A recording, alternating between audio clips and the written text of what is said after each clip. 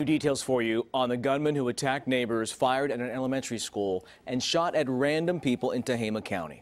We now know that the shooter, Kevin Neal, was out on bail during the deadly shooting spree yesterday. Investigators say the body of the gunman's wife was discovered hidden inside his home underneath the floor. That brings the death toll to 6, including the gunman. The shooter began his rampage just before 8 a.m. yesterday, killing 2 of his neighbors in the rural community of Rancho Tehama. He then stole their truck and began driving toward a nearby elementary school, shooting randomly at people along the way. He was wearing a ballistic vest armed with 3 guns. He arrived at that school and began firing in the parking lot. School officials quickly placed the campus on lockdown. Just seconds after they locked the doors, shots were fired on campus. 8 to 10 seconds had elapsed between the doors being closed for the lockdown and him appearing in the quad. At that time, he can be clearly seen in the surveillance video shooting windows, shooting walls, and shooting doors. Pretty frightening. Shortly after Neal left the school, a patrol car rammed his vehicle. He was then gunned down in a shootout with police. CBS 13's Angela Musalam has been in Tehama County all day, today and yesterday. She joins us now with more on this evolving story. Angela, thanks for joining us. I know there are a lot of questions out there. Let's start with how the gunman, Kevin Neal, got his hands on the guns he used during the shooting spree, even though he has a criminal history. Yeah, well, Tony, law enforcement tells me none of Neal's weapons were registered. They found 2 semi-automatic rifles with multi-round clips that deputies say were manufactured illegally by Neal. We do know that Neal used one of those rifles in yesterday's shooting spree, which injured 14 people and killed 5.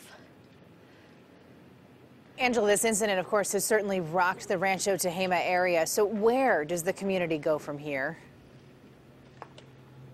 And Christina, that's a really good question. As you know, there's still a lot of raw emotion around the community among victims' families and students and teachers at Rancho Tehama Elementary.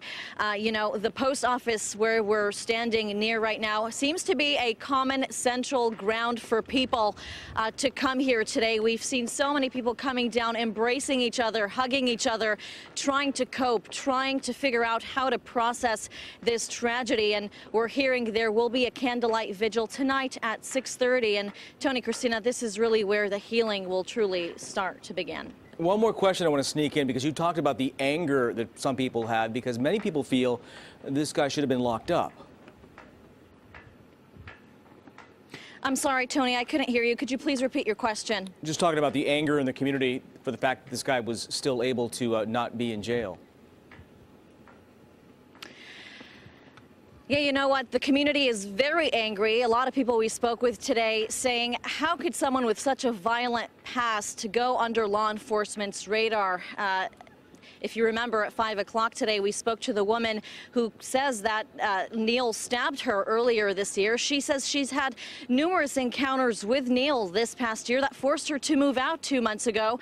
She says he's threatened to kill her on numerous occasions and says that law enforcement didn't really take her concerns seriously. And she says, look at what happened now. She lost her boyfriend, and she says that law enforcement should have really taken her concerns seriously, because now this small town is dealing with a really, really bad tragedy. Yeah, tight-knit community there. Let's hope that they can come together and heal in the days to come. Angela Musalam in Tehama County. Angela, thank you so much.